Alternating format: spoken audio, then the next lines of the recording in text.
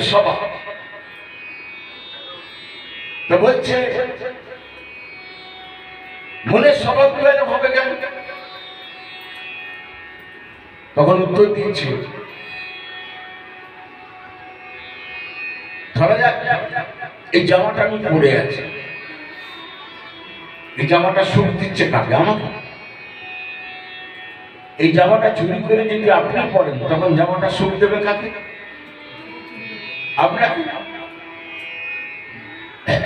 মনটা আমার কাছে রয়েছে, আমি ভগবানকে দিইনি।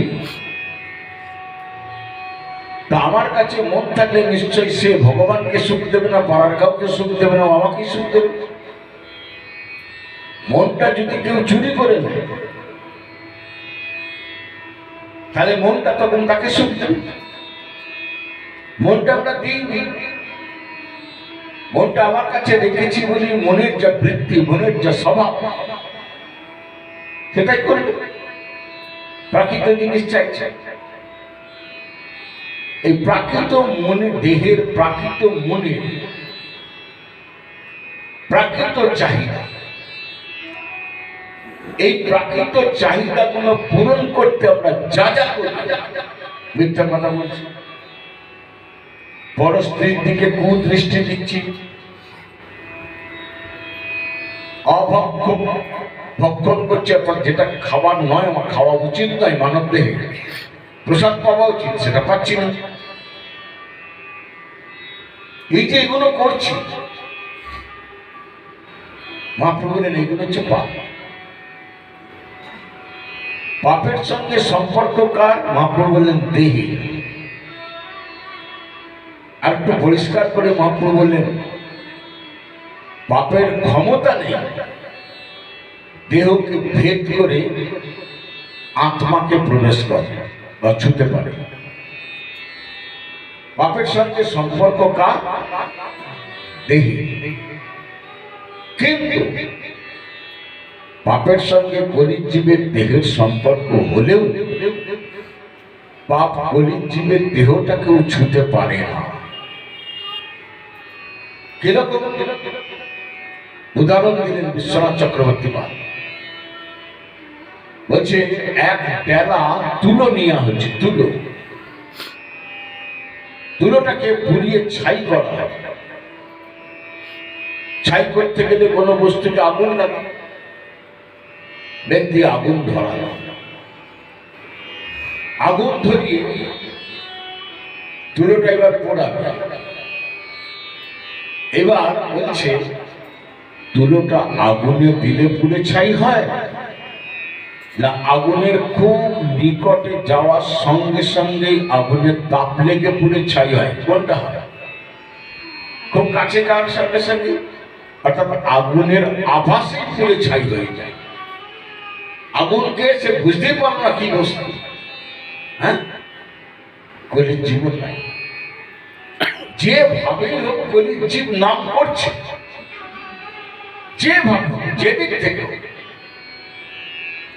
সেই জন্য কলির জীব পাপ তার দেহকে উচ্ছিত পারছে না, পাপ তার কলির জীবের দেহকে উচ্ছিত পারছে না। পাপের সঙ্গে সম্পর্ক দেহে, পাপ দেহ ভেদ করে আত্মাকে প্রবেশ করতে পারে না বা ছুঁতে পারে না। কিন্তু অপরাধ এমন একটা বস্তু, এই অপরাধ দেহ ভেদ করে আত্মাকে ঘিরে ধরে, ছুঁয়ে ধরে। এখন আত্মাটা কি? ভগবান ব্যষ্টি রূপে নারায়ণ, তিনি প্রত্যেকের মধ্যে আছেন।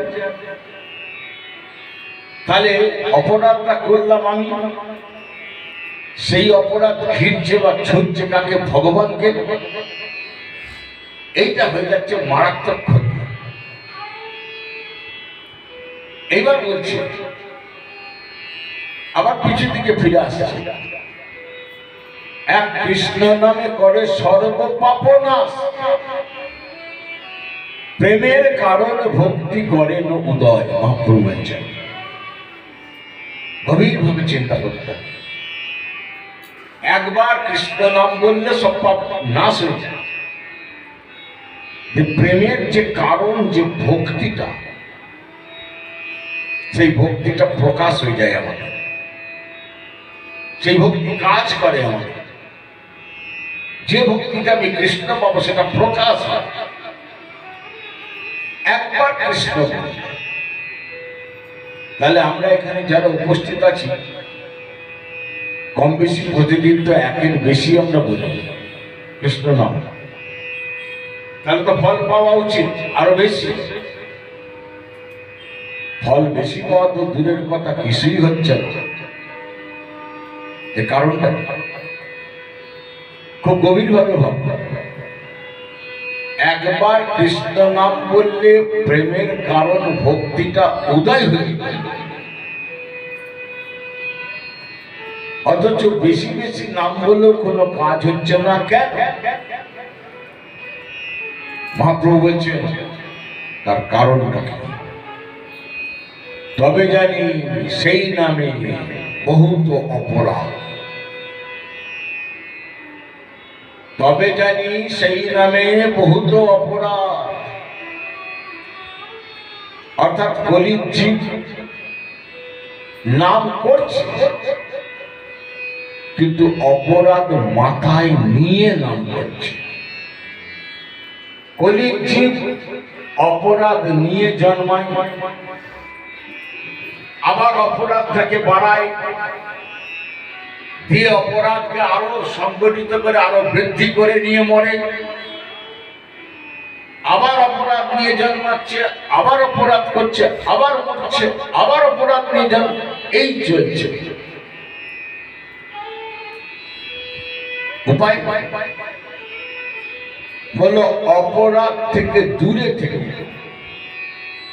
অপরাধ মুক্ত হয়ে যদি নাম করতে পারো তাহলে নামের প্রকৃত ফল পাবে। নচেত